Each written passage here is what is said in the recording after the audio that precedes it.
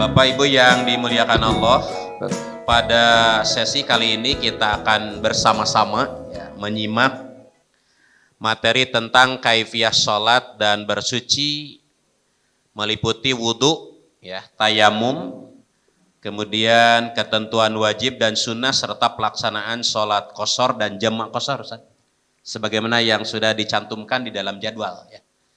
Jadi selain kaifiah sholat, kemudian bersuci, meliputi tayamum, wudhu, tayamum, ketentuan wajib dan sunnahnya serta pelaksanaan sholat qashar dan jamak qashar.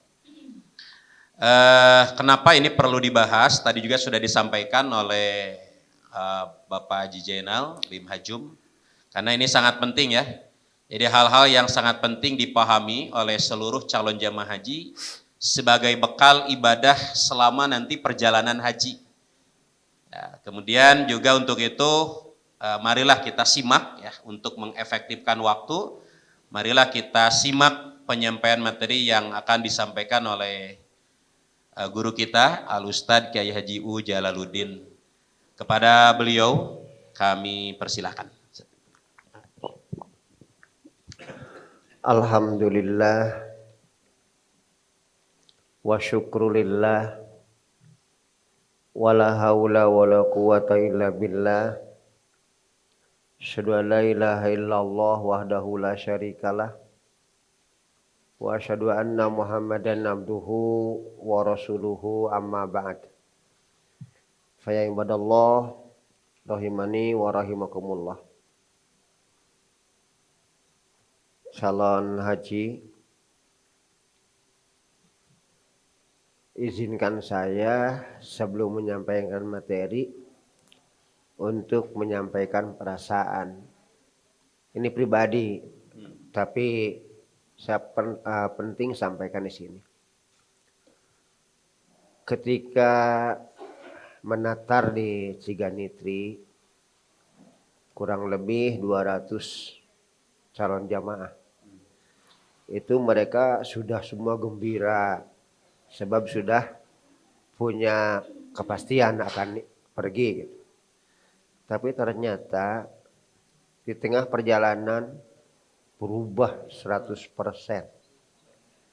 Bukan 100% lagi, berubah 100%. Maka dari kejadian itu saya sampai menangis. Mengapa keputusan yang besar ini diputuskan semacam memutuskan membeli terasi? Padahal ini luar biasa masalahnya.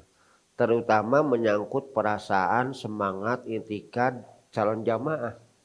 Begitu mereka tahu akan pergi tahun ini, sudah mereka persiapkan segala-galanya. Dan jiwa mereka sudah melayang ke sana. Ternyata seperti ini keadaannya. Nah, saya menangis benar. Dan saya tidak bisa apa-apa. Kalaupun marah pada mereka nggak ada gunanya. Cuman yang jadi persoalan kenapa gitu. Tidak ada sedikit berpikir. Atau mungkin mereka lebih pintar berpikirnya gitu ya. Nah, sudah saja itu yang terjadi pada diri saya. Sekarang sikap kita yang terbaik adalah ini sudah qadarullah. Ketentuan dari Allah. Apapun yang kita akan alami, rencana sebaik apapun, keinginan setinggi apapun, jika Allah menghendakinya sampai di situ, sudah jalani. Syukuri bagi calon yang sekarang akan pergi, dan bagi mereka yang ditakdirkan belum ada bagiannya tahun ini, terima bahwa ini merupakan bagian iman kita qadarullah. Mudah-mudahan pada tahun-tahun berikutnya tidak hal seperti ini teralami. Maaf ya, ini hanya sebatas perasaan saya. Yang kedua, sebagai pengantar juga, tadi sebenarnya sudah diulas oleh pimpinan acara, oleh A yang membuka tadi. Ngapain ibadah haji kok masalah yang dibahas wudu, mandi, sholat safar, ya, tayamum. Kan maunya sholat, kita akan ibadah haji, nanaonan dibahas gitu kan. Boleh kata nanaonan, tapi justru dalam nanaonan itu aya naon-naonan. Itu ya. Kenapa kita ini berusaha melaksanakan seluruh ibadah ini tidak asal-asalan. Tapi semuanya ibadah harus dilaksanakan dengan pol-polan semaksimal mungkin. Apa pantas seseorang bertekad ibadah haji langsung melaksanakan segala-galanya, sementara ibadah yang lainnya yang sama-sama wajib ngaco? Jelas nggak benar. Apalagi yang namanya ibadah haji ini urutannya tersimpan dalam rukun ke-5. Salat paling awal. Kalau ibadah diutamakan sementara salatnya berantakan, aduh kasihan banget gitu. Jadi nih pertimbangan kita. Dan memang dalam kenyataan Ibu dan Bapak, ditakdirkan Allah saya pernah 3 kali ke sana dan selanjutnya tidak mau lagi karena masalah umur. Ya, bukan 1-2 yang kehilangan jejak bagaimana beribadah di perjalanan. Maka persis mengambil sikap yang tepat menurut saya. Dan insya Allah ini tidak salah. Bahkan mungkin kalau orang tahu persis benar melaksanakan penataran semacam ini. Kenapa? Begitulah keadaannya. Mereka sampai bingung. Kapan salat? Di mana salat? Bagaimana wudunya? Bahkan sampai di kapal pun ada yang tidak ikut salat. Diam saja di Indonesia salatnya. Salat wajib itu. Nah itu masalahnya ya. Saya dengan kawan-kawan termasuk KBIH ini tidak memandang ibu bapak tidak tahu. Insya Allah pada tahu. Ini barangkali sebatas memaksimalkan dan memantapkan ilmu yang sudah ibu bapak miliki. Ya karena itu nanti kalau dalam pembahasan tidak terulas, ibu dan bapak insya Allah leluasa bisa menyampaikan persoalannya. Insya Allah nanti diberi kesempatan ya. Itu barangkali sebagai pengantar. Lalu kita masuk pada materi Bu dan Bapak. Saya menerima buku ini. Sudah semua? Sudah? Nah tentang dalil-dalilnya. Ibu dan Bapak. Termasuk cara-caranya. Jika di sini misalkan apa tidak terbahas atau belum paham. Bisa dibuka kembali rumah. Itu dari halaman 12 sampai halaman 35. Khusus membahas materi sekarang. Termasuk materi yang banyak. Ya. Dari halaman 12 sampai halaman 35. Berapa lembar? Berapa halaman? 23 ya. 23 halaman. Termasuk materi yang banyak tentang ini. Jadi bisa nanti dilihat. Kalau sekarang Ibu dan Bapak misalkan dengan melihat, dengan mendengar parah ya sudah saja pendengaran kita perhatikan ya. Kita fokuskan di sini. Insya Allah nanti kalaupun saya lupa misalkan ada yang mengingatkan.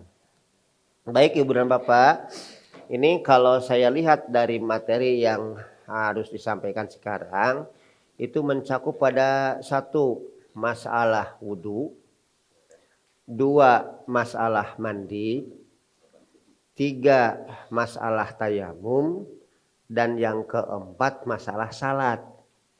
Terutama masalah salat jama qashar. Tuh ya. 4 materi sebenarnya. Bukan 4 materi. Materinya adalah ibadah di perjalanan. Tapi kontennya ada 4. Yang pokok ya. Isinya 4. Masalah wudhu. Masalah mandi. Masalah tayamum. Dan selanjutnya masalah salat. Itu salat bagaimana di perjalanan termasuk nanti di saat ada di dalam kendaraan. Antara lain di kapal misalkan. Atau di bis. Bisa saja ya terjadi. Ini barangkali kalau saya lihat garis besarnya semacam itu. Baik Ibu dan Bapak, kita mulai dari masalah wudhu. Saya yakin tentang wudhu semua sudah pada tahu. Kenapa? Sudah biasa kok lakukan. Minimal 5 kali. Ataupun misalnya yang kuat tidak kentut-kentut bolehlah. Paling tidak 2 kali sehari semalam gitu kan. Yang jelas wudhu itu bukan merupakan hal yang asing. Tapi sudah betul-betul kental dengan kita. Bersahabat banget gitu ya. Nah, Ibu Timar rahimakumullah. Nanti kalau ada yang berbeda tentang wudhu dengan yang saya paparkan, silahkan ditanyakan. Jangan sampai pergi ke sana dibekali dengan kepenasaran dan dihantui dengan perasaan gimana saya berbeda yang lain, bagaimana saya begini gitu ya. Silahkan nanti ditanyakan kalau ada hal yang berbeda. Kenapa? Sebab yang ikut di KBHP di sini tidak mutlak anggota Persis. Banyak yang bukan anggota Persis, mungkin simpatisan atau sama sekali baru orang mengenal itu apa Persis mungkin saja ya. Nah, dan di situ bisa saja pelajaran-pelajaran yang dulu pernah diterima oleh ibu dan bapak ada perbedaan gitu kan. Nah, untuk itu silahkan nanti diungkapkan kalau ada penasaran ya. Baik, kita kembali pada masalah wudhu. Ibu dan bapak, pada dasarnya persoalan dengan masalah wudhu itu ruang lingkupnya tidak jauh dari sini. Pertama, bacaan basmalah di awal. Barangkali enggak masalah ya, semua sebelum wudhu sudah basmalah dilakukan. Yang kedua, mencuci tangan sampai pergelangan. Sampai pergelangan. Nah, nanti tentang berapa kalinya nanti dulu. Nah, sampai pergelangan dilakukan dan diusahakan ini diselat-selati ya sampai sini. Nah, itu yang kedua. Yang ketiga, berkumur dan menghirup air ke hidung, tapi jangan ditelan langsung, dikeluarkan lagi. Sama berkumur pun tugasnya hanya berada di mulut, dikeluarkan. Air yang masuk ke hidung pun dikeluarkan kembali. Itu ya, itu yang ketiga. Dan yang keempat, mencuci muka. Mencuci muka. Nah, mencuci muka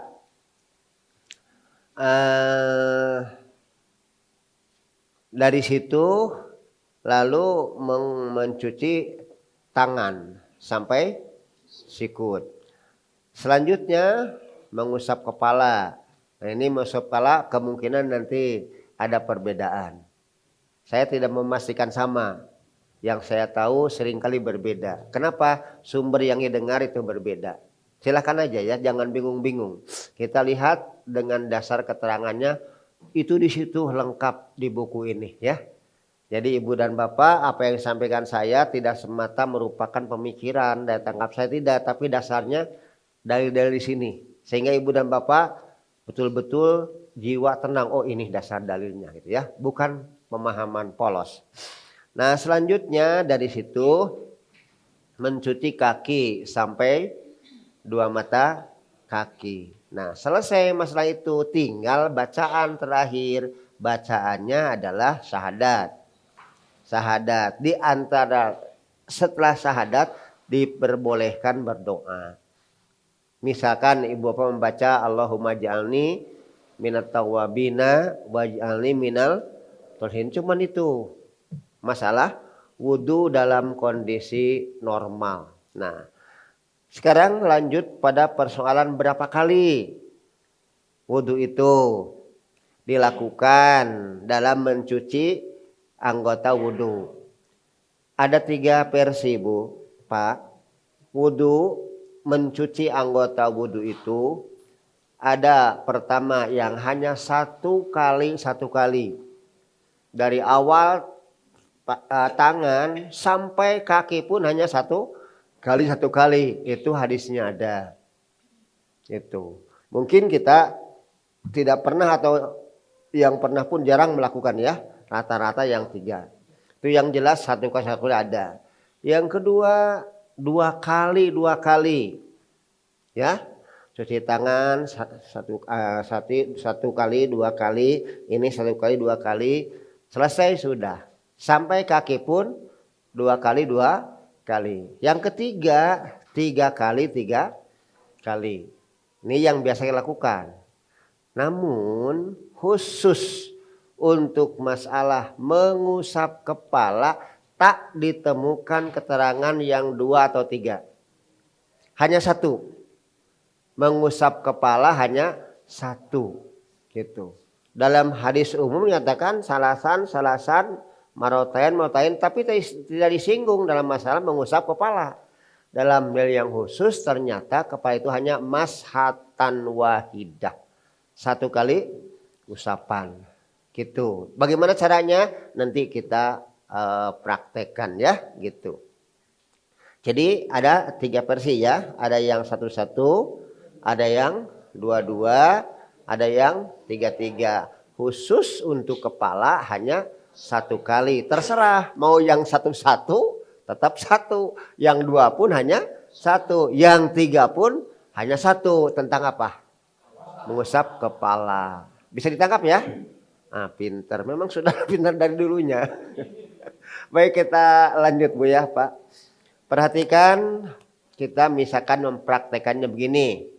Biasa menghadapi air, kita baca Bismillahirrahmanirrahim. Nah, pertama tangan sampai pergelangan, terserah mau ngambil yang mana, mau yang 1, yang 2, yang 3, terserah ya. Nah, terus tangan yang kiri, didahulukan yang kanan dulu ya. Nah, silahkan. Setelah itu apa? Berkumur dan menghirup air ke hidung. Nah, ini cara menghirup air ke hidung dan berkumur. Airnya tidak mengambil 2 kali. Hanya 1 kali ampilan. Sebahagian masuk hidung, sebahagian masuk mulut. Gitu. Bukan begini, untuk masuk mulut 1 cidukan, untuk masuk hidung 1, tidak. 1 cidukan buat mulut dan hidung. Nih dikumur-kumur ya. Sampai itu 3 kali. Kalau mau sekalipun boleh. Jadi tidak mengambil air yang baru. Air 1 cidukan itu buat hidung dan yang biasanya misalkan airnya dibedakan antara mulut dan hidung, itu bisa dipelajari kembali, tidak begitu. Dalam hadisnya itu bahwa cidukan itu untuk apa? Hidung dan mulut. Yang disebut tamadmad wal istinsyak, berkumur dan menghidup air. Sekaligus istinsar, menyebarkannya lagi, mengeluarkannya lagi. Itu terserah. Mau 2, mau 3 silahkan. Bisa ditangkap ya. Setelah itu apa? Kita sudah tahu kan, setelah berkumur dan menghidup air itu langsung apa? Wajah. Air ambil wajah. Mana wajah ini? Awas wajah jangan begini. Yang nama wajah ini terus langsung seputar ini. Sini masuk wajah. Sini ya. Kena. Bukan ini bagian depan saja, tidak. Ini wajah. Ini masuk wajah ke sini. Ya. 3 kali. Airnya bukan 1 kali untuk 3 kali mencuci, enggak. Setiap menceduk untuk 1 kali gitu kan. Beda dengan berkumur tadi. Ini sudah biasa. Ibu dan bapak tidak aneh, sudah pada tahu. Selesai itu apa? Tangan sampai berapa kali? Terserah. Mau sekali, mau 2 kali, mau 3 kali. Sudah saja yang 3 kali. Seperti tidak bingung. Saya dengan saeutik 2 kali komo bersih kene sekali kumadinya menang gitu kan. Silahkan. Ya, ambillah kesempatan yang terbaik. Banyak amal, banyak gerak itu lebih baik. Ya, yang 3 saja kita ambil. Bisa dipahami? Nah, setelah itu apa? Nah, ini yang perlu dipraktekkan. Nanti termasuk ibu bagaimana pakai kerudung, bapak bagaimana pakai serban, gitu kan gitu. Nah, di sini sudah ada jawabannya Bu. Nanti kalau penasaran silahkan dibuka ya. Nah, mengusap kepala, maaf, ini saya buka ya. Bukan begini, ambil air. Enggak begitu. Enggak gitu. Meski di kalangan ulama berbeda pendapat, minnya litab'id. Gitu. Wamsahu biru'usikum. Baknya litab'id dengan biru dengan sebagian kepala. Benar baknya, tapi pengertiannya berbeda. Di antara mereka ya bertengkar ahli bahasa. Tapi kita tidak perlu bertengkar, ambil saja dalilnya gitu kan. Mana yang dimaksud dengan bi ini, apa bi dengan ujungnya ini atau bi keseluruhan. Nah itu di dalil diterangkan. Maka prakteknya Rasul mengambil air, saya tanya, langsung air dibasuhkan? Kenapa tidak? Lain kayak ngusap, eta mah ngabanyur gitu kan. Yang namanya ngusap bukan ngabanyur. Berarti airnya di nah udah nah maka bada'a bi muqaddami ra'sihi. Memulai Rasul itu dengan bagian depan kepalanya melalui dengan kedua tangannya. Summa dhahaba bihima, lantas Rasul membawa kedua tangannya ini ila qafahu, sampai ke tengkuknya. Bukan ke tak-tak, sampai ke tengkuk. Setelah itu summa raddahuma, lantas Rasul mengembalikan kedua tangannya itu ilal makanil ladzi bada'a minhu, ke tempat yang beliau mulai dari mana? Tadi dari depan kan? Bawa ke belakang, dari belakang sampai ke depan, lagi sampai di yang tadi. Terus ke bawah? Enggak. Singgah sekaligus kemana? Ke telinga. Dan di keterangan lain pelipisan juga terusap. Di keterangan lain. Nah maka ketika ke telinga turun, nah ini beda. Fungsi ini beroperasi bagian dalam. Yang ini apa? Telunjuk bagian dalam. Maka yang ibham, yang jempol beroperasi bagian gitu ini gitu kan ya, belakang gitu. Cuma satu kali. Dan jangan digambarkan pasti nanti tercuci semuanya, enggak. Yang namanya mengusap itu jelas silakan seperti itu. Lakukan saja seperti itu. Udah ya. Nah itu udah selesai. Setelah itu apa? Kaki sampai mana dulu? Kanan dulu. Sama. Mau berapa kali? Yang tadi pilihan. Untuk tenangnya, untuk nikmatnya biasakan saja yang 3 kali. Meski yang 1, yang 2 pun tidak salah ya. Itu bisa dipaham sama itu? Nah, dari situ baca asyhadu alla ilaha illallah wa anna muhammadan abduhu wa rasuluhu. Mau tambah doa silakan. Allahumma ja'alni minat tawabina waj'alni minal mutatahhirin. Sampai sini ada perbedaan enggak? Tidak ya? Syukur. Kalau yang berbeda silahkan nanti bertanya ya. Nanti insya Allah ada jalan keluar bagaimana sebaiknya. Oke lagi tentang dalil-dalilnya tinggal dibaca di buku ini ya. Di buku ibu sudah menerima semua?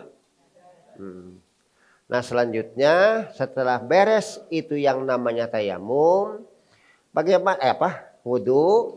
Bagaimana wudu ini hanya berlaku untuk 1 kali salat. Silahkan sampai 20 kali sholat pun pakai. Asal tidak batal. Silahkan. Ya, ada orang yang kuat dari pagi sampai maghrib sampai isya bahkan tidak batal-batal, silakan, ya dipakai.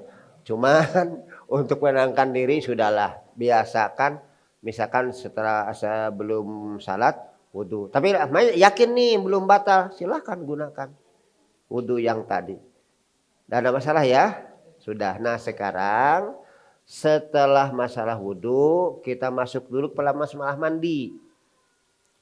Ngapain mandi diterangkan? Yo, hati-hati juga ini. Saya mandi di Bandung loba cai di ditu mah eueuh keheulaanan gitu kan. Nah, ada mandi pun berkaitan dengan perjalanan haji kita. Maka ibu dan bapak tolong perhatikan mandi ini untuk sejumlah orang.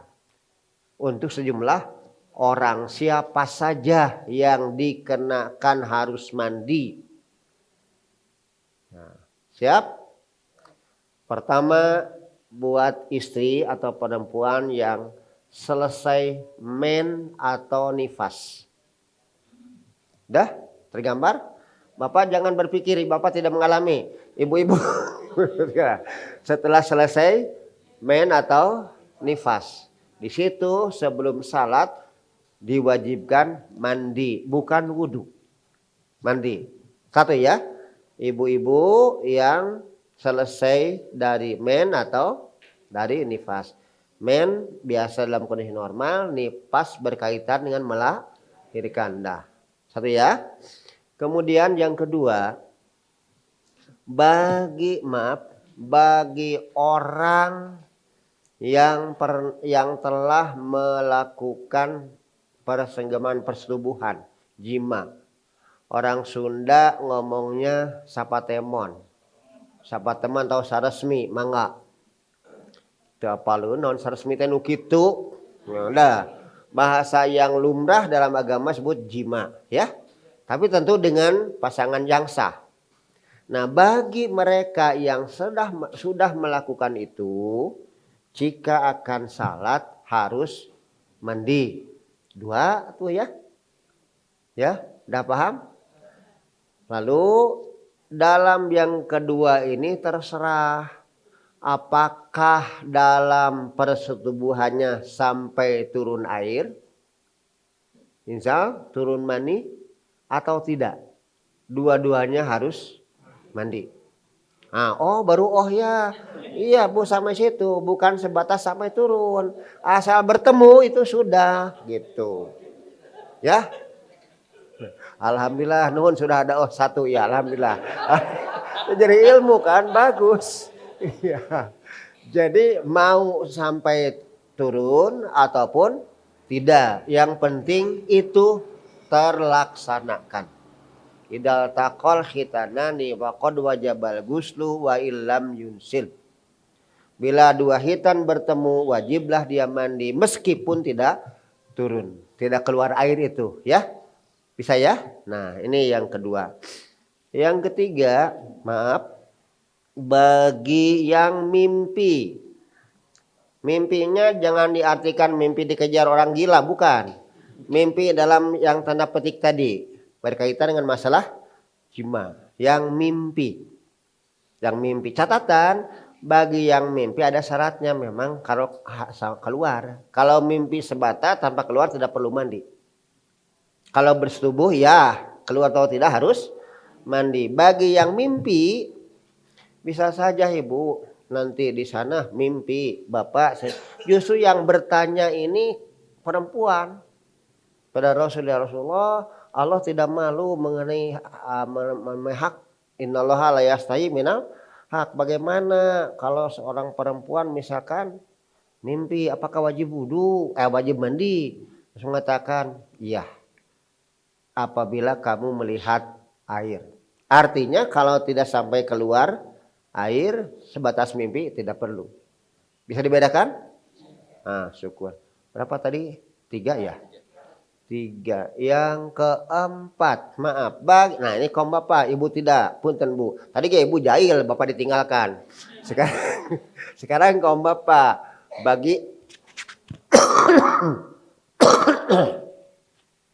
bagi kaum bapak yang akan melaksanakan salat Jumat. Ya, ini tadi bahas, pokoknya cukup gitu ya kaum bapak.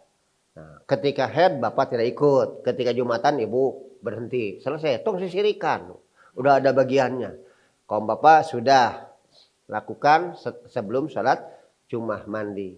Nah, lalu jangan lupa satu lagi ihram ini. Nah, kaitannya dengan ibadah haji, mandi adalah ketika akan ihram. Terserah nanti mau ihram untuk umroh atau ihram untuk haji. Itu ada mandi. Berapa ya? Sebutkan. 1 bagi istri yang men atau setelah nifas. 2 orang yang jima, keluar ataupun tak keluar. 3 yang mimpi catatan keluar. 4 bapak yang akan Jumatan. 5 ihram. Terserah. Nah, ini terbawa ibu pun, ibu bapak tentang haid, Tentang Jumat berbeda kan. Ini dua-duanya. Bapak ihram, ibu ihram, dua-duanya kena. 5 ya. Nah di sini wajib mandi. Tinggal kita ini barangkali dalam praktek yang masih bingung. Ya, tentang wudhu sudah jelas pada hafal. Tapi tentang mandi ini yang biasa disebut mandi janabah. Mandi janabah. Ini sampai hari ini banyak orang belum tahu ku masih mandi kitu teh gitu. Maka kitu teh udah ya. Mandi janabat. Nah, sini. Nanti Bapak sekali lagi dalilnya silahkan lihat ya. Nih, prakteknya. Kalau ada kalimat yang kemungkinan tidak pas untuk didengar Ibu dan Bapak, maaf, saya tidak mengajarkan kotor ya, tapi tidak bisa menghindari ucapan itu. Ya, maaf. Kalau menyebutkan kata-kata yang berkaitan itu bukan sengaja mengajarkan yang kotor, enggak. Ini harus diucapkan. Kalau tak diucapkan jadi paham. Nah, ini pertama, Bu ya. Jelas. Bapak sama, Ibu dan Bapak sama dalam keseluruhan. Pertama, maaf, cuci parji. Cuci parji. Berapa kali? Ya jelas sampai bersih lah. Ya, kalau 3 kali bersih selesai ya sudah. Sudah cuci parji. Setelah itu mulai dengan bukan berwudu, mulai dengan cara seperti wudu. Bersihkan tadi apa? Parji. Silahkan mau pakai sabun, mau pakai tanah, kumadinya yang penting bersih gitu kan. Nah, sekarang kita mulai akan mandinya itu diawali dengan mencuci atau mendahulukan anggota wudu dulu. Nah, pertama seperti tadi, tangan, terus berkumur, terus wajah, terus tangan sampai siku, terus kepala. Nah, khusus untuk kepala di sini bukan sebatas mengusap.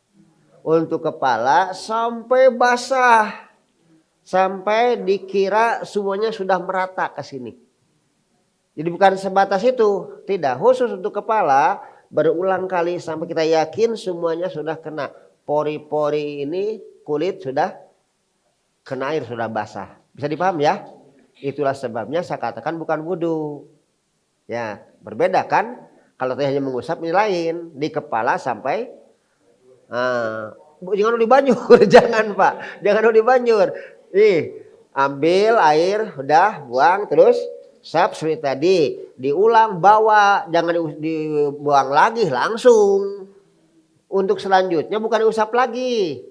Pertama diusap, gitu kan? Gitu. Terus ke sini, lalu untuk selanjutnya ambil air, langsung ke sini bawakan, ke belakang sampai merata. Berapa kali? Tak ada hitungan berapa kalinya. Yang jelas seluruh kulit kepala sudah kena basah. Bisa paham? Itu bedanya dengan wudhu. Oke, selanjutnya setelah itu maaf, kaki tunggu dulu. Kaki tunggu dulu, biar saja digantung gitu. Tidak setelah kepala basah tidak langsung ke kaki. Udah ambil air untuk dibanjurkan ke seluruh anggota badan. Terus berapa kali? Tak ada ketentuan. Ya, mau 3 kali juga sekalipun semuanya sudah kena silahkan. Saya mah enggak mau sampai bersih silahkan. Yang penting semua anggota badan kena dengan air itu. Sudah selesai? Berapa kali? Ibu dan Bapak lihat saja berapa kali pasnya dan enaknya. Pakai sabun tong, kumadinya we boga mapek baik gitu ya. Ngan nanti jangan kalau dalam kondisi sedang ihram, Ibu Bapak mandi pakai sabun, usahanya takut termasuk wangi-wangian. Kalau di luar ihramnya boleh, sebelum masuk ihram ya. Mandinya sebelum nih masuk ihram silahkan pakai. Ya, udah. Selanjutnya beres, sudah tinggal kaki. Nah, kaki dilakukan mencucinya di belakangan. Sampai mana? Sampai mata kaki berapa kali? Kembali yang tadi. 3 kali, 2 kali, sekali. Yang penting itu ya, gitu ya. kaki sampai mata kaki. Dua-duanya, pertama yang kanan terus yang kiri. Selesai sudah. Bacaannya apa? Sama dengan setelah ya wudhu tadi. Asyhadu an la ilaha illallah sampai kita baca doa. Itu selesai mandi. Gitu. Ini mandi dengan haji kaitannya nanti ketika ibu dan bapak akan masuk ihram. Ya gitu kan? Ihram baik ihram umroh ataupun ihram haji. Berarti ihram haji kira-kira besoknya tanggal 8 kita pergi kemana? Ke Mina ya gitu. Kalau umroh terserah bagaimana tanggal berapa kita mulai perginya. Tidak ditentukan tanggal berapa ya. Yang penting akan mulai ihram kapan. Lihat ibu dan bapak, di sini ada masalah. Orang-orang lain, saya tidak menyebutkan siapa-siapanya, cuman orang-orang lain banyak yang mandi ihramnya setelah nyampe di Madinah atau di Jeddah. Baru mandi. Itu umumnya sambil Jeddah, begitu landing masuk akan pergi ke Mina, mereka itu apa? Baru mandi dan pakai pakaian ihramnya di situ. Mereka semua tidak banyak, persis dan beberapa yang lainnya tidak, tetapi mandinya di tempat ketika mau naik kapal. Kenapa? Sebab memang dilakukan di tempat itu mandi tujuannya agar tidak parah-parah. Kok kalau mandi kapal semua gimana? Gitu kan? Nanti kalau di sana lagi bagaimana? Dan ingat, kita talbiyahnya mulai niat hajinya kapan? Begitu masuk mikot. Mikot apa? Mikot makani, bukan zamani ya, mikot makani. Mikot makani ternyata ketika kita dalam masa iya sebelum mikot makani semua mandi di kapal mandi. Wah, sudah kapal harus berapa menyediakan air. Maka kita mandi mungkin kalau di Jakarta atau mungkin sekarang nggak tahu di mana ya. Terserah ibu bapak berangkat dari mana sekarang? Kerja berarti bukan Jakarta ya, kerja silakan. Itu seringkali orang mengira kita itu mahiwal. Ini mahiwalnya, masa iya ihramna Gusti Indonesia. Si kasep bukan ihram, mandi rek ihram. Hodang engke hajina ihram umroh lagi, memang engke da mandi mah di luar ihram. Diulang, mandi mah di luar ihram. Kok sampai dia anggap asing oleh sejumlah orang. Begitu masuk kapal itu sejumlah mata memandang pada kelompok kita. Tak paham, kita tidak usah marah, biar aja karena mereka belum tahu kan gitu. Nah, tapi mereka kalau mau membandingkan gini. Bapak sebentar. Jumat misalkan mulainya jam berapa? Misal jam 12 ya. Boleh nggak mandi jam 10? Apa setelah mandi langsung mahan? Tidak, Jumatnya nanti gitu. Karena seperti itu gambarannya. Kenapa persis melaksanakan mandinya di sini, tidak di sana? Itu hanya persiapan. Ya boleh di rumah sih ya, kalau bisa kuat dekat dengan apanya? Dengan bandara silakan itu. Tapi jangan dianggap setelah mandi itu langsung ihram, tidak, ihramnya nanti. Paham ya? Itu nanti kalau ada yang bertanya begitu jawabnya. Enggak, kami dengan Anda sama. Kami ihramnya nanti. Sekarang hanya persiapan untuk ihram. Karena mandi di luar ihram. Bisa paham ya? Nah itu mudah-mudahan. Nah sekarang alhamdulillah Pak. Banyak sekali yang mengikuti model kita.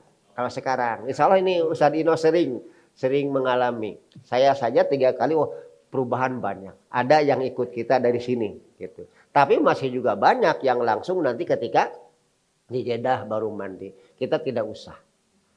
Bisa paham? Nah mandinya yang bagaimana? Yang tadi. Ya. Bukan mandi segini sampai apa? Bukan. Mandinya seperti tadi. Catatan penting maaf. Ah Ustadz, saya mah tidak hafal. Kalau seperti itu, yang pokok semua anggota badan itu terbasahi. Tapi kalau seperti urutan tadi Rasul begitu menyontohkan. Ya, ya itu. Saya takut apal-apal, bikin kebingung, nggak usah. Kalau memang tidak hafal, silakan, yang penting semua anggota badan kena gitu ya. Gitu. Baik, sampai sini bisa dipahami? Nah, ini akan dilakukan oleh kita. Pertama akan ihram umroh, dan nanti setelah sampai di Mekah akan ihram haji, sama mandi juga. Ini kaitannya dengan masalah ibadah haji. Baik, itu tentang mandi. Sekarang tinggal apa? Tadi wudu sudah ya, mandi. Sekarang tayamum. Nah, tayamum ini kenapa persis sampai masukkan tayamum? Subhanallah Ibu dan Bapak, banyak orang di perjalanan haji tak ngerti harus bagaimana. Ada batal tadi kewek lah salat nama di ditu ada. Apalagi dengan logat-logat orang Sunda yang itu. Orang mangkewe kunaon batal Tidak tahu bagaimana tayamum. Nah, maka kita dibekali, meskipun di antara kita sudah banyak yang hafal tentang tayamum, tapi kita justru untuk memantapkan. Tayamum silakan. Siapa saja yang boleh tayamum, jelas ada ya. Yang sakit, antara lain safar. Ya, antara lain safar. Yang di perjalanan itu boleh. Ibu dan bapak, kalaupun misalkan ibu dan bapak ternyata setelah mandi, tak tahan juga. Apalagi setelah mandi itu tidak langsung naik kapal terbang, menunggu ada 2 jam 3 jam. Ya dia sudah keluar lebih duluan itu kan. Mau ke Jamban jauh. Apalagi sekarang kondisinya terburu oleh tayamum lah. Tayamum tidak usah parah-parah. Orang lain ada yang bertayamum dari tangan sampai sikut 3 kali. Ada lagi sengaja yang membawa tanah dari rumah. Itu dapat dikeringkan ada. Kenapa? Sebab ada ajaran dari mereka, nah dari mana kalau mau tayamum itu tanahnya harus digali terus sikut ke bawah. Parah-parah nggak begitulah. Tentang tayamum Rasul sudah mengajarkan. Jadi cukup menepukkan kedua telapak tangan ke atas ala wajhil ardi, ke permukaan bumi, atau kepada tempat-tempat yang dianggap punya debu. Termasuk Nabi pernah menepukkan tangannya ke dinding. Itu ada dalilnya di situ ya nanti ya. Jadi tidak usah bingung. Jika ternyata misalkan ibu bapak berpendirian, ini di kursi di belakang di bawah ada, ke situ saja. Apa mau turun semua? Rek tayamum kahanap eureunkeun kapal, nggak mungkin kan gitu. Wudu kabeh sama juga nggak mungkin. Dan apalagi kita diperbolehkan dalam posisi perjalanan. Cukup kalau biasa tepukan. Nah, pertama bisa ke sini dulu. Jangan sama sikut sampai dari situ jangan ditepukan lagi, langsung saja ke muka. Muka sebulatnya muka. Ya, bukan sebagian muka. Itu yang pertama. Yang kedua, tepukan. Ya, masalahnya bukan ke tangan dulu, tapi kemana? Ke wajah dulu. Dah? Dari situ baru ke tangan bagian belakang. Sebab yang depan sudah tadi ada. Dari mulai ya, ke belakang gitu kan diusapkan. Sekali tepukan untuk tangan dan wajah, atau sekali tepukan untuk wajah dan tangan. Jadi prakteknya bisa pertama tepukan langsung ke tangan dulu, dua-duanya, lalu ke berapa kali sekali saja diusapkan itu ya. Atau tepukan langsung ke muka, lalu ke tangan, selesai. Bagaimana kalau banyak banget ini? Silahkan ditepuk dulu atau ditiup gitu. Nah, dah lain rek di bedak begitu ya. Itu boleh. Nabi gitu menyatakan, meniupnya tandop gitu ditiup. Kalau mah ya, teka harti tong milu otak mau ngarti dan ajan kumaha oge nu ngaran tayamum lain mentak bersih kotor. Punten. Sekali lagi, walaupun bagaimana yang namanya tayamum bukan akan bersih kotor. Yang namanya tanah. Kita bukan bicara bersih tapi suci. Ya, suci. Udah gitu bersucinya. Dan ada keterangan yang menyatakan 2 kali tepukan, ternyata keterangannya lemah. Yang sahih adalah hanya 1 kali tepukan. Bisa dipraktekkan? Yo coba. Oh ya, tentang bacaan ini ikhtilaf. Ada yang mengatakan tak usah baca apa-apa. Dabrik awal baiknya tidak ada. Kenapa? Memang tak dalilnya. Ada yang maksakan dikiaskan ke wudu. Nah, ini yang berat kias. Kita tidak menggunakan kias. Ya udah, nggak baca. Silahkan. Tepukan. Mau ditiup dulu silahkan. Mau langsung. Ini ke tangan dulu. Terus. Nah, ke muka sekali selesai. Atau diulang yang kedua kali. Tepukan. Kemana dulu? Nah, ke muka. Terus. Tangan. Terus. Ini ya. Selesai. Begitu. Di kapal. Tidak usah bingung-bingung. Mungkin di bawah ini, mungkin di belakang kita gunakan. Di jok antara lain bisa. Ya, gitu. Boleh, silakan nih pengalaman. Tidak usah bingung-bingung, Bu. Ya, Pak. Kalau ditakdirkan kita harus sholat di atas kapal. Nah, ada. Ya, gitu ya. Baik, bisa dipahami? Nah, selesai sudah tentang tayamum. Masalah, apakah tayamum ini digunakan untuk setiap kali sholat atau hanya berlaku bagi satu kali sholat? Wah iya Bapak pinter. Kalau tidak batal berapa kali pun boleh. Ya begitu Pak, betul. Ya. Fungsi tayamum sama dengan fungsi mandi atau wudhu. Selama belum batal bisa gunakan itu. Ada keterangan yang menyatakan bahwa tayamum itu 1 kali untuk 1 sholat. Ternyata keterangannya lemah. Ya, di situ dimuat Pak Bu ya. Silahkan dilihat. Selesai itu tayamum. Gak ada masalah kan? Nah sekarang tinggal salat yang terakhir. Nah salat ini justru kenapa tayamum mandi? Di dalam perjalanan haji ada salat. Itu saja ya. Itu. Sekarang tentang salat. Kan kalau tentang salat sempurna tam gak ada masalah kan? Gak ada masalah. Tapi yang jadi persoalan pertama di perjalanan.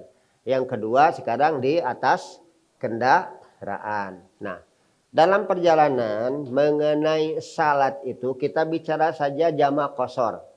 Tidak menceritakan tentang tam. Kalaupun tam boleh dilakukan.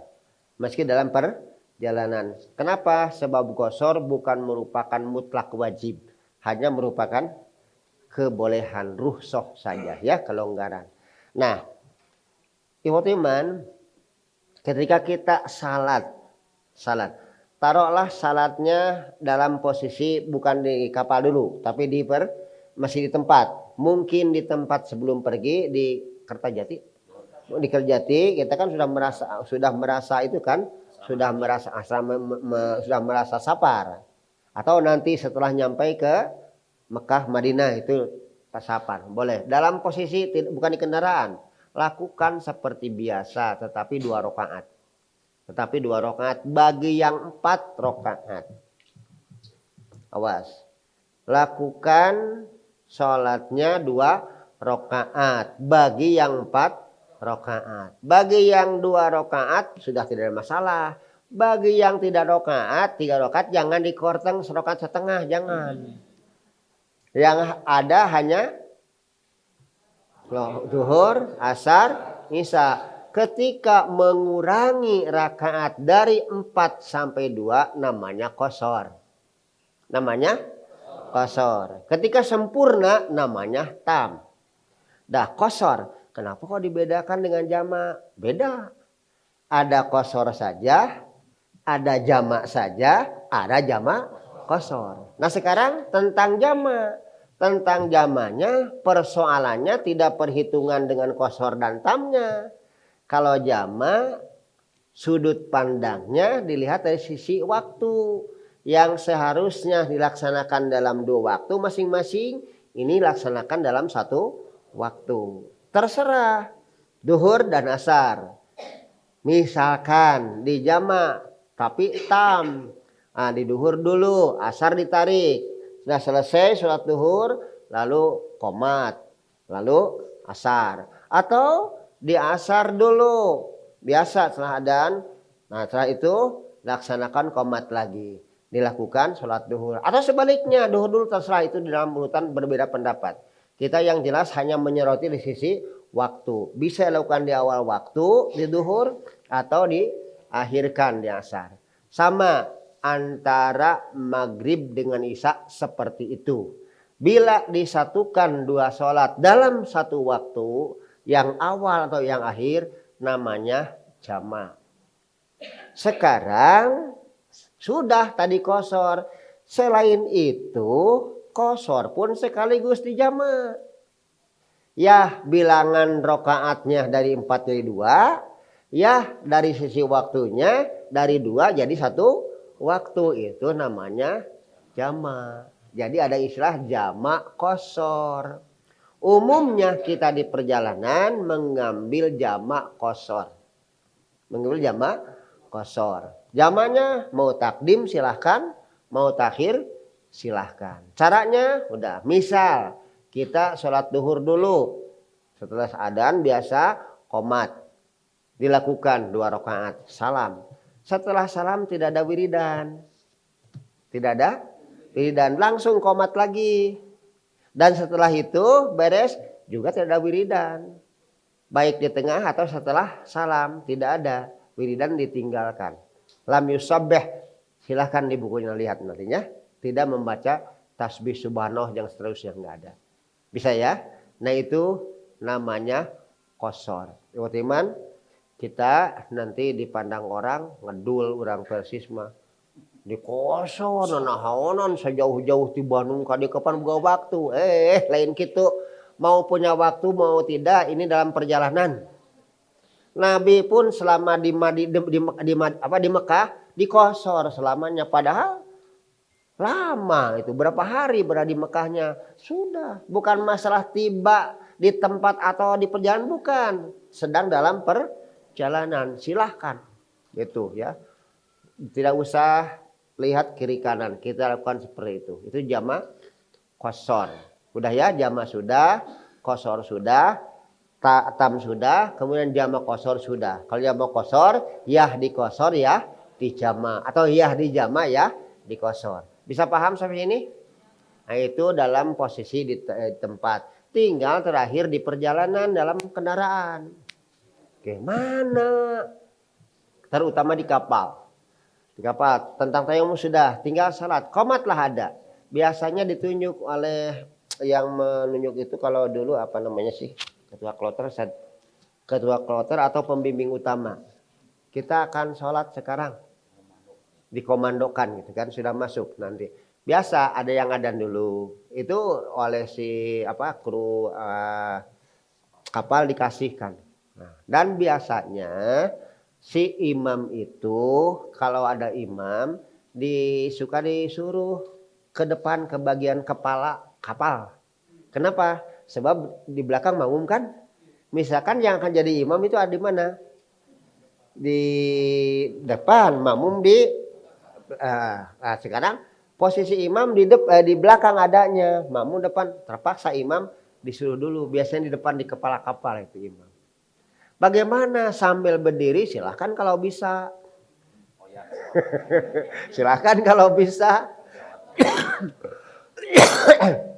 Nah di sini masalahnya.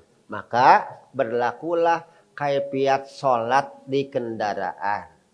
Gitu kan? Kalau tadi gak masalah di tempat berdiri kan. Sekarang kadang-kadang silahkan berduduklah. Biasa ada imam. Nah bacaan biasa. Kalau imam ditarikan tinggal kita mendengar. Ya. Ketika imam berhenti tidak dikeraskan kita baca. Nah sekarang sudah duduk. Bagaimana caranya? Hanya satu yang berbedanya. Yaitu tentang ruku dan sujud. Tentang ruku dan sujud. Nih, Bu, Pak, tak mungkin ketika kita ruku berdiri semua, ruku wakil enggak, gawat atau kapal. Duduk saja. Apalagi nanti ketika apa? Sujud. Tak mungkin kita sujud ke bawah semua. Maka caranya ruku nah, biasa. Allahu Akbar seperti ini. Gitu. Ini si tangan di lutut. Kemudian kepala tekuk. Kepala tekuk. Itu ruku. Nah, ruku seperti ini biasa cukup. Selesai sudah sambil hamidah. Nah, terus biasa seperti itu kita kembali Allahu Akbar akan sujud. Tidak usah berdiri, langsungnya sujud. Cuman ketika sujud kepala yang sujud lebih bawah ketika sedang ruku. Kalau ruku misalkan sebatas ini, kalau sujud agak bawahan. Itu saja bedanya. Harus kena ke jok, enggak harus kenaan gitu kan. Yang penting begitu. Ya. Bisa paham ya? Jadi di situ bedanya. Tentang rukunya ya seperti itu, membungkuk. Tentang sujud si kepala agak rendahan dari mana ketika ruku. Bisa paham? Tentang salam dan sebangsanya selesailah sudah, gak ada masalah. Lalu terakhir tentang sholat sunat. Ya kan? Sholat sunat. Bagaimana? Saya mah seneng banget sholat sunat. Boleh. Sholat sunat yang ditinggalkan dalam perjalanan oleh Nabi hanya salat rawatib. Itu pun untuk subuh 2 rakaat tidak pernah ditinggalkan. Misalkan Bupa, duhur tidak rawatib, baik qobliyah, baik ba'diyah. Maghrib bisa pun sama, tidak ada. Tapi Nabi perhatian untuk sholat 2 rakaat sebelum subuh yang disebut rakaat al-fajri beliau melaksanakan. Jadi Bapak silahkan qobliyah subuh lakukan ada. Yang tidak ada qobliyah ba'diyah yang 4 itu. Ya, itu bisa paham ya. Nah lalu tahajud ya silahkan. Saya mah senang duha, pek baik cece rek duha ge boleh. Jadi tentang sunatnya hanya masalah rawatib. Tentang itu tidak ada yang nggak boleh. Termasuk tahiyatul masjid. Kan gitu. Bubadan pakan masuk Masjidil Haram. Masjid Nabawi, keur sapar kumaha ieu teh? Teh kumaha pek we kadinya. Gitu, salat tahiyatul masjid silahkan. Jadi hanya itu saja tentang apa?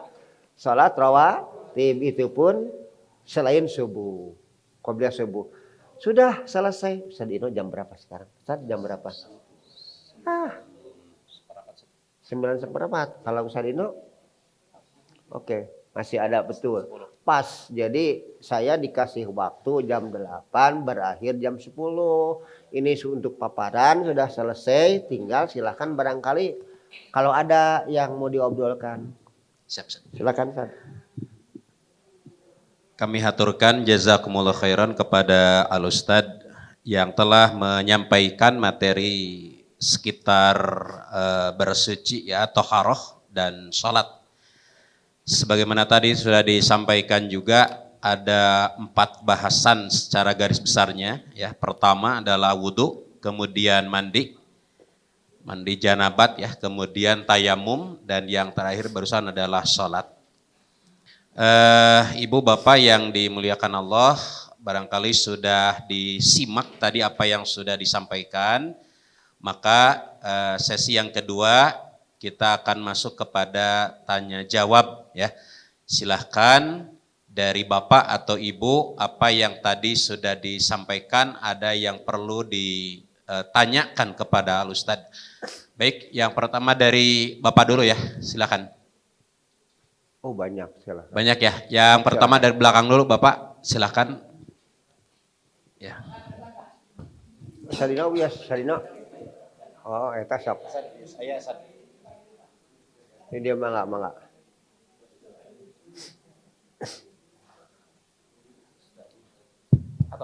Ya, nuhun. Bismillahirrahmanirrahim. Assalamualaikum warahmatullahi wabarakatuh. Saya Muntaha dari Cilengkrang. Ustadz, ada satu pertanyaan dari saya, dua lah kita. Yang pertama tentang kalau kita itu ada perasaan was-was misalkan, kita itu setelah buang air kecil gitu ya, kan kadang ada yang mungkin kurang tuntas, terus pas setelah kembali dari kamar kecil kayak gitu, kok perasaan mungkin ada walaupun cuma setetes gitu betul, ya, betul, atau betul. ini.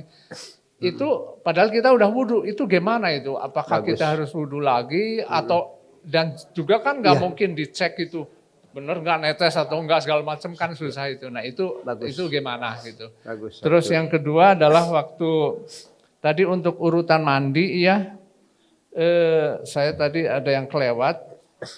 Setelah kita membasuh kepala waktu mandi sampai basah gitu kan. Betul. Nah setelah itu kaki dulu yang dibanjur atau kita banjur kepala dulu baru kaki Nanti gitu. dibahas. Betul. Saya kira itu aja hiji-hiji dari saya. Terima kasih.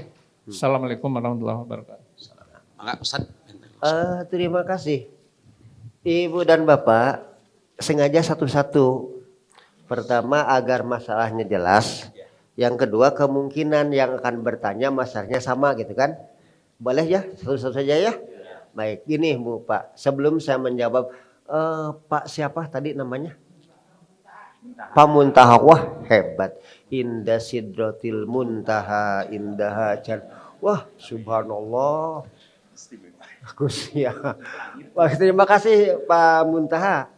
Ada Pak Muntaha di sini sudah memberikan kebaikan yang sangat-sangat buat semua. Sebelum saya menjawab pertanyaan, ada sesuatu dari Pak Muntaha yang perlu saya jelaskan. Begini, tentang salam. Dalam ajaran Islam, adanya salam itu ketika idza laqitahu fasalim alaih. Jika kamu bertemu, ucapkan salam. Yang kedua, bila akan meninggalkan tempat. Misalkan kita keluar atau pulang duluan, ada salam. Di tengah-tengah pertemuan tidak diterangkan ada salam. Gitu. Karena itu kalau bertanya, karena kita sudah bertemu dan sudah bismillah saja. Bagus Pak Muntaha, itu pertanyaan memberikan ilmu buat semua ya. Jadi kalau bertanya itu langsung saja, tidak usah salam. Cuman umumnya mereka menggunakan salam. Kita tidak. Alasannya begitu ya. Kita tidak mencela orang, tidak. Tapi kita tidak melaksanakan, kenapa? Dalilnya begitu, gitu aja. Ya, jadi tidak usah pakai salam. Terima kasih itu. Pertanyaan yang pertama dari Pak Muntaha adalah was-was. Sebelum saya menjawab was-was, saya memberikan resep untuk menghilangkan was-was. Pak Muntaha, ini saya tidak menjawab tentang was-wasnya dulu, tapi saya akan insya Allah memberikan resep tentang was-was. Bagaimana mengatasi was-was. Ini pun bukan ilmu dari saya, tapi dari guru saya yang ternyata dialami was-was itu oleh adik saya ketika masantren. Maaf Bu Pak, tadi ditanyakan sudah wudhu, sudah macam, tapi aduh terasa seperti ada yang keluar gitu kan. Masa iya mesti dikeluarkan lagi, dilihat lagi gitu, apalagi sudah mau naik masjid, gimana ini? Nah itu dialami oleh adik saya ketika masantren. Sampai adik saya sering nangis kalau setelah wudhu masuk kamar, kembali lagi ke zaman, wudhu lagi. Sampai berulang kali wudhu lagi karena ada was-was itu, nangis gitu, lama berlangsung. Sebenarnya dari sini dulu, dari rumah dulu sudah ada gitu. Saya juga bingung gimana mengatasi ini. Saya bertanya pada almarhum Ustaz Abdullah, Ustaz, bagaimana menghadapi masalah was-was ini? Sebab yang namanya was-was itu bukan yakin kok, hanya meragukan saja gitu kan. Gimana? Terangkan saja, kata beliau, satu, jangan diikuti. Jangan diikuti. Kalau was-was, sudah, yang penting aku sudah wudhu. Itu yakin. Tinggalkan saja, nanti hilang sendiri. Betul itu. Dibuktikan oleh adik saya, tadi ikuti, bener rasa was-was hilang. Itu mudah-mudahan ini bisa manfaat buat semua ya. Jadi obatnya adalah jangan diikuti. Karena was-was itu datangnya minasyaiton. Keraguan itu udah jangan diikuti. Ternyata kalau ada keluar bukan salah kita, salah was-was. Sudah. Itu aja. Kenapa mesti bingung-bingung, usaha sudah kan gitu. Diikuti terus-menerus, yang payah bukan hilang was-was, tapi kita yang akan nyungsep ke dalam was-was. Bisa dipaham ya? Ini alhamdulillah itu dari Pamuntaha satu ilmu buat kita semua ya. Yang kedua, aduh tadi tenawan error Oh iya. Ini betul pengakuan beliau, entah saya ini ngantuk apa tidak mendengar, lupa atau gimana. Tadi kan setelah mengusap kepala sampai apa? Diulang, dibasuh sampai merata gitu kan. Apa ke kaki dulu gitu kan, atau membanjurkan? Itu sudah kaki dilewatkan belakang. Jadi langsung banjur sampai semuanya merata. Sebelum selesai mandi maka kaki. Jadi sebut saja kaki bagian terakhir. Gitu ya. Pamuntaha. Insya Allah tadi sudah digambarkannya, cuman beliau kebetulan ya kemungkinan tidak tercover tadi. Bisa paham ya? Oke, silakan yang kedua silakan. Enggak. Yang kedua, Pak. Ya, Bismillahirrahmanirrahim. Abdi Iwan dari Cibaduyut, Pak. Cibaduyut. Terkait mandi janabah. Ya. Kan tadi teh yang awalan pertama kan bukan wudu ya. Nah, setelah mandi itu apakah kalau kita mau sholat harus wudu lagi atau gimana, Pak? Oh iya, bagus. Itu paling saya. Ibu dan Bapak, saya tadi menjelaskan bahwa ketika itu mandi janabat yang dimulai dengan mencuci tangan sebagainya bukan wudhu gitu kan. Kenapa saya menyatakan bukan wudhu? Masalahnya berbeda, diantaranya ketika apa? Ketika mengusap kepala dan itu. Yang kedua, tidak nyambung, kaki dibelakangkan gitu kan. Maka saya mengatakan tidak wudhu, bukan wudhu. Tapi begitulah cara mandi. Nah, lahir masalah. Kalau begitu, apa setelah mandi itu harus wudhu enggak? Ini bagus pertanyaan. Sebab saya menyatakan tadi bukan wudhu. Nah, kalau begitu harus setelah mandi, apa kita harus wudhu? Karena tadi bukan wudhu gitu kan itu. Bisa paham ya? Oke, ini sama dengan yang ditanyakan oleh sahabat pada Rasulullah. Sahabat pernah bertanya, ya Rasulullah, apakah kalau sudah wudhu itu, sudah mandi itu harus wudhu lagi? Rasul menjawabnya tidak begitu. Jadi jawaban beliau panjang, cuman isinya mantap. Harusnya secara singkat Rasul, apa sudah mandi harus wudhu lagi? Ya. Atau Rasul, apabila sudah mandi harus wudhu lagi? Tidak. Cukup kan? Beliau tidak menjawab begitu. Menjawabnya dengan jawaban yang panjang tapi isinya mantap. Yang begitu namanya uslubul hakim. Itu ilmunya ilmu balagoh. Maaf, ilmu balagoh. Ilmu bala-balage bogoh luar biasa. Bener Bu, kalau sudah itu ilmu didalami seneng banget gitu kan. Senang ilmu balagoh. Ya, yang mencakup badi, bayan dan ma'ani. Nah, ini Rasul ditanya, ya Rasul, apakah kalau sudah wudhu, seorang sudah wudhu, sudah mandi, mandinya mandi yang tadi ya, apa harus wudhu lagi? Rasul menjawabnya, fa'ayu wudu'in a'ammu minal gusli. Wudhu yang mana lagi yang lebih sempurna dari mandi? Paham nggak? Wudhu yang mana lagi yang lebih sempurna daripada itu? Jawabannya, maksudnya apa? Sudah terwakili ini. Itu uslubul hakim namanya. Ya, lain tanya, lain jawab. Pan geus tadi kasep gitu. Mani malah lebih sempurna tibatan. Waduh, gitu ya. Bagus. Jadi tidak usah saja, Pak ya. Bu, nggak usah wudhu lagi. Ya. Kalau memang tidak batal, kalau batal mah wudhu nanti. Silakan. Baik. Cekapen maka Bapak biasa. Bade ngadeg tan api. Bade ngadeg, bade calik wae. Tak kayak satu cerita. Pilih mah gitu biasa.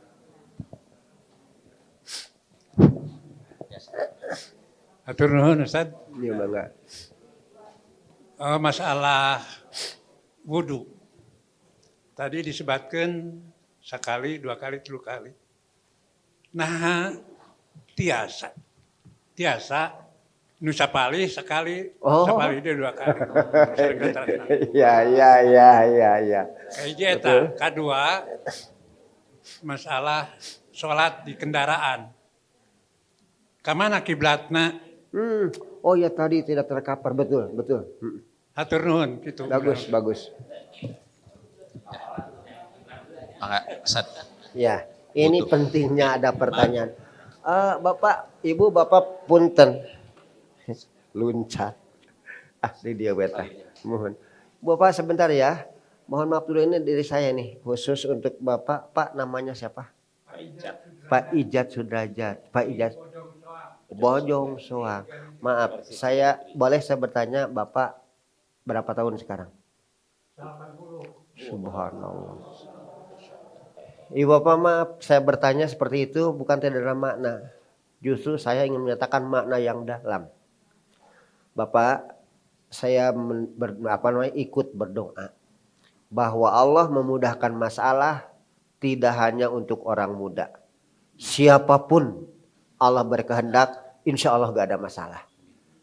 Mudah-mudahan Bapak, saya yang umurnya 74 sekarang sudah tergambar, kalau mengabing-bing istiqah baca, kan tuh, Bapak sekarang 90.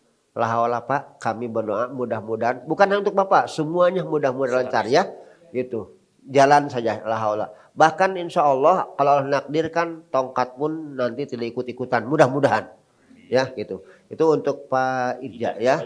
Baik, terima kasih Pak. Selanjutnya pada pertanyaan Bapak, yang pertama, wudhu itu ada 1, 2, 3, 4 tidak ada ya. Nah sekarang gimana?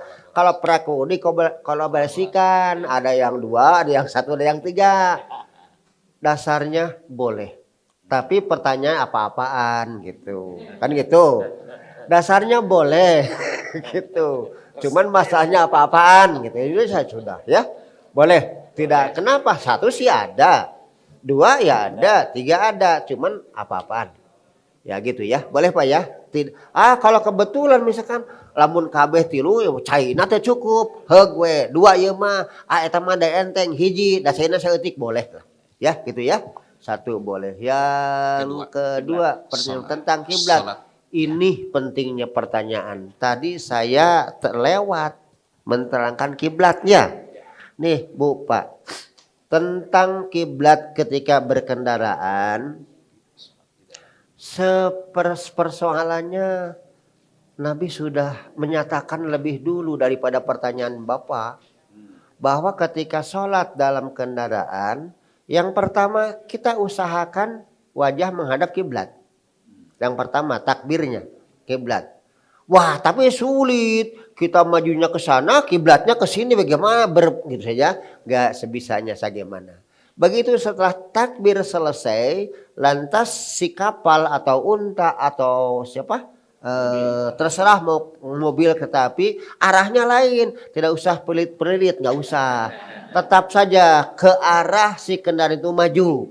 Jadi hanya terjadi ketika di awal saja, diusahakan kalau bisa, kalau tidak, fa aina matuwallu fasamma wajhullah. Teu bisa diarahkeun di komo jeung lieur teh ka mana ieu teh. Nah, udahlah. Kemanapun kau menghadap disitulah zat Allah. Gitu ya Pak ya. Diusahakan yang pertama saja ketika takbiratul ihram. Selanjutnya aina tawajjahat, kemanapun si kendaraan itu berarah. Tidak usah ikut-ikutan pelit-pelitan, enggak gitu ya. Ya gitu. Terima kasih, bagus Bapak. Ya. Ya, baik. Karena dari Bapak sudah 3, kita coba dari ibu-ibu ya. Ada? Oh, Ya ada. silakan Bu. Langsung saja ke depan. Silakan Bu di Ya sini, Bu, ke depan di mic-nya sudah disiapkan. Bismillahirrahmanirrahim. Terima kasih atas waktunya. Tadi juga ada pertanyaan yang alhamdulillah sudah terjawab. Tuh, bagus. Ada satu pertanyaan yang sebenarnya mungkin ini mudah tapi Kalau boleh mau ta'aruf boleh nama Ibu disebutkan. nama saya Nurul dari Ibu Nurul. Bojong Soang. Oh, Bojong Soang sama dengan Bapak, ya. Pertanyaan saya saat wudhu tadi kan ada 1, 2, 3. Kemudian misalnya 2 atau 3, Mm-mm. kiri dan kanan, Mm-mm. itu baiknya kanan kanan kanan, kiri kiri kiri atau kanan kiri kanan Oh, kiri iya iya begitu. iya iya. Mm-mm. Kemudian yang kedua, pada saat sholat di kendaraan misalnya, bolehkah kita berjamaah misalnya dengan sebelah kita suami gitu ya, Oh misalnya pada iya. saat ya Kalau sholat, hanya berdua ya Bu ya. iya Mm-mm. jamak, ya begitu berjamaah dengan suami Iya, misalnya. Ya. bagus. Begitu pertanyaan saya. Terima Ya. kasih. Baik. Mangga Ustaz.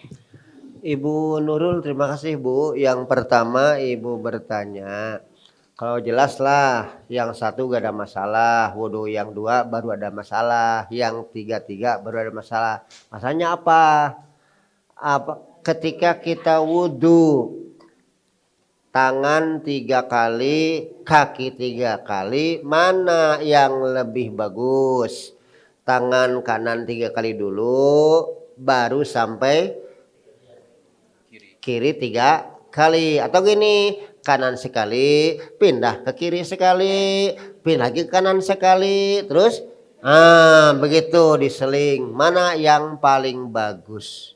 Menurut hadis disebutkan bahwa mencuci tangan, baik tangan ataupun kaki, salasan itu yang yumna dulu. Yang yumna baru diterangkan sumal yusro mislu dalika. Lalu yang kiri seperti itu. Jadi gambarannya yang tangan dulu 3 kali. Yang kanan dulu 3 kali selesaikan, baru pindah pada yang kiri 3 kali. Sama kaki pun seperti itu, bukan disilang gitu ya. Itu hadisnya begitu Bu ya. Kalaupun ternyata dipaksakan begitu, aku memaneh werek maksamah gitu ya, gitulah ya. Terima kasih. Yang kedua tadi itu apa Ustaz? Oh iya, sholat di kendaraan boleh nggak berjamaah dengan suami? Misal kalau imamnya misalkan di depan dan orangnya banyak, ya kita ikut saja itu.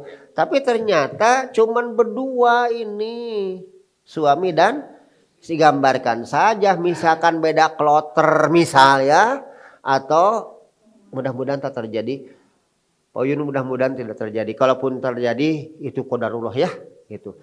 Nah saya begini Pak, saya bicara ada gambaran-gambaran bagi yang belakang ini, kemungkinan kloter bareng bersama ibu bapak atau berpisah kloter. Ini bagi yang paling belakang.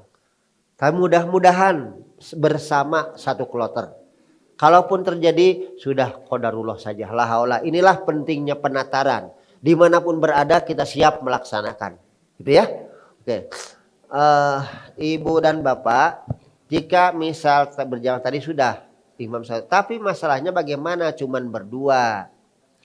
Sementara ketika sholat berjamaah laki dan perempuan atau perempuan laki dan perempuan, laki dan laki-laki beda. Kalau laki dan laki-laki, imam dan makmum sejajar ya gitu kan. Bagaimana nih perempuan, suami dan istri? Jelas satu laki, satu perempuan. Kumaha sajajar? Maaf. Kalau memang tidak bisa ke belakang, itu namanya kondisi darurat. Tetapi tolong saja pindah imamnya ke sebelah kanan. Sebelah kiri gitu ya, sebelah kiri itu.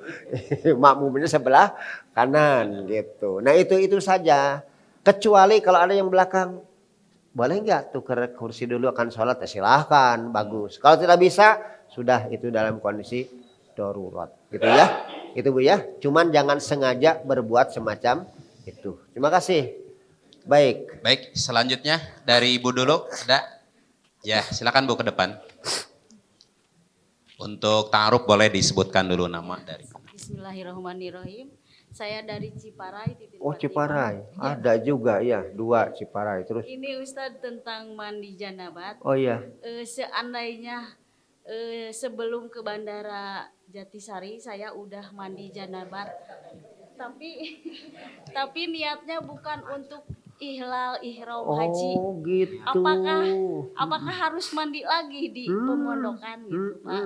Sedangkan saya tidak dalam head atau itu gitu nyapanya udah itu kan ai perempuan mah kalau itu teh rambutnya panjang mah nanti basah gitu. Iya, saya paham. Kalau itu lagi mandi lagi jadi pusing gitu.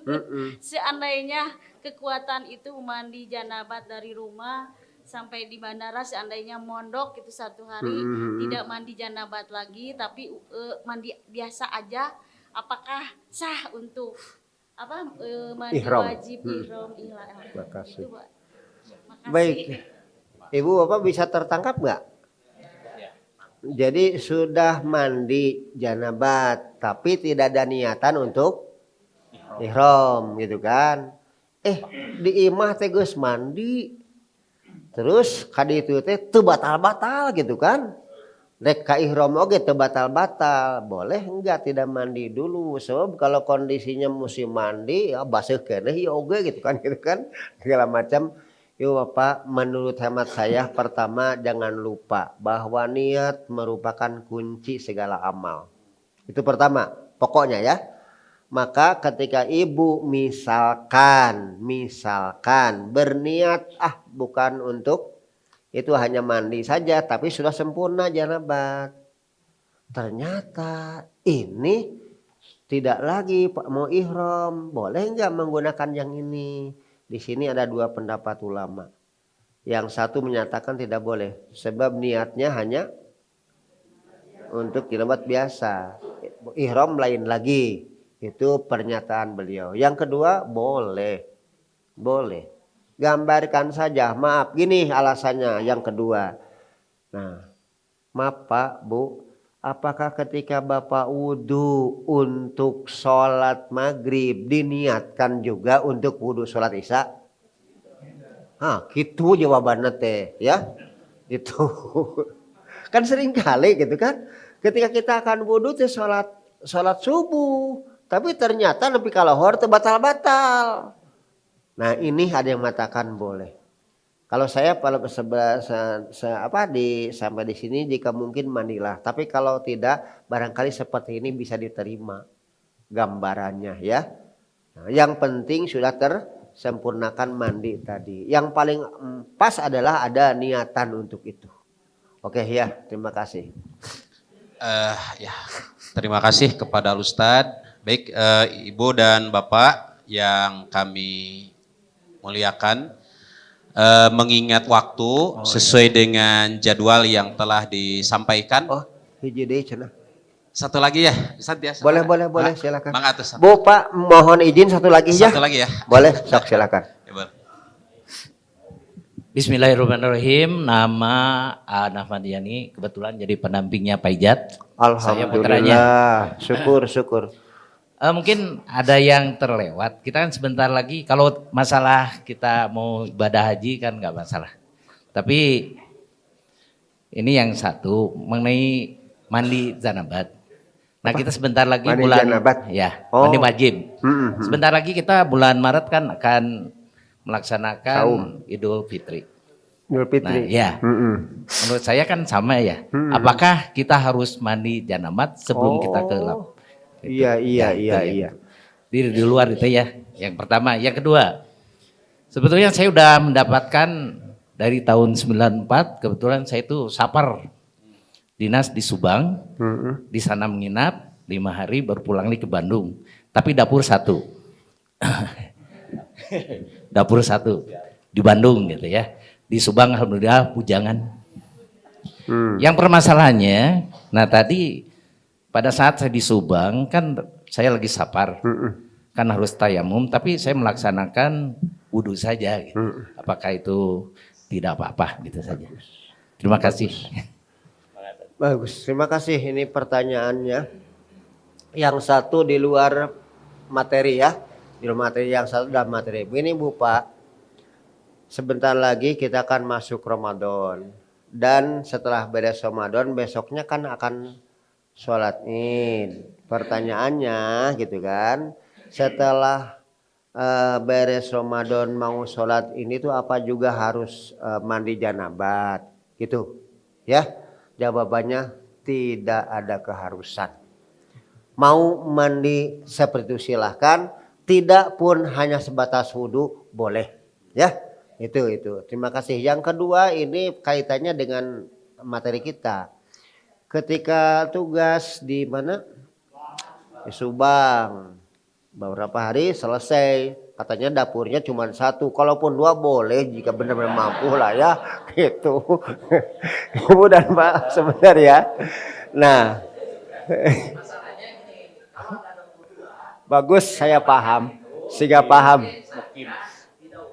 Saya paham.